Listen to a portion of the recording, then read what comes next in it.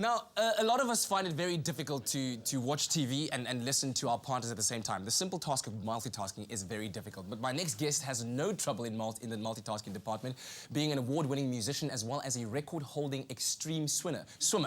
Carina Bruwer is here with us. What is a swimmer? But she's leaving her mark in the hearts of South Africans all across the world and here at home as well for what you've done. Congratulations. What she has done, indeed. She's returned from Italy very recently, and you've just done an extreme swim, but that you did after doing another extreme swim before that. Let me just put it into context. You did a 15-kilometer extreme swim, and then afterwards became the first woman to swim across the Messina Straits 4 times, right? That's right, yeah. Okay, let's just get into the story of why you decided to do this in the first place. Well, you know, I've always swum since I started with university. I wanted to have a more balanced lifestyle than just being the typical musician. So I started swimming. I got into long-distance swimming. I did quite a lot, sort of in the early noughties. And then I had my kids and got very busy with the band, and I took a break. But last year, about a year and a half ago, Swim for Hope was born. Basically out of a desire to do more for a charity that's very close to my heart, and that's called the Little Fighters Cancer Trust.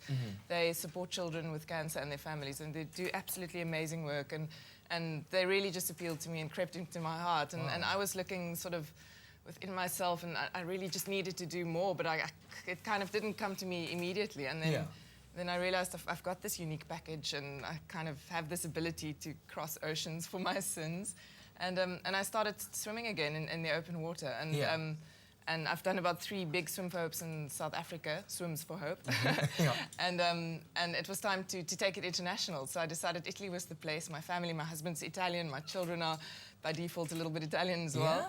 And that's where we went. So I first did the 15-kilometer swim from Corsica to Sardinia, which is across the Bonifacio Straits.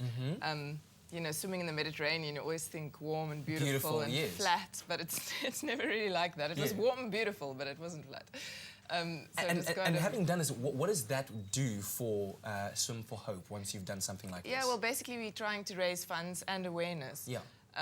So I basically took this project overseas. I got a lot of media exposure there, and on social media and so on. It's just punting it out there and reminding people of Swim for Hope and of the work that the Little Fighters Cancer Trust does.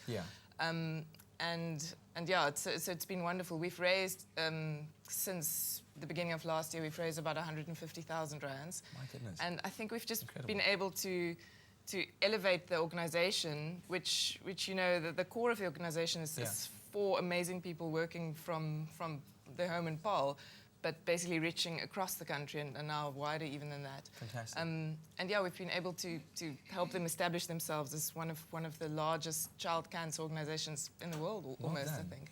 Now, as somebody who can't swim 100 meters to save my life... Never say never. Well, not now yet. But what was that swim like, though? I mean, because you did it 4 times. You went back, forth. Yeah. What was that swim like? Well, that was the second swim across the Straits of Messina, and that's quite a... Strong currents as well? Absolutely, and tides. And look, you know, you really rely on your support crew. And on this swim, I was very lucky. I had an amazing crew. They knew the waters extremely well, and it was very well planned because they do single crossings all the time. But a quadruple crossing like this, really, it's only been done a couple of times by male swimmers as well. That's why I was quite keen to be the first female to go that far. And yeah, I wouldn't say it went without... 4 hours as well? Yes. That's incredible.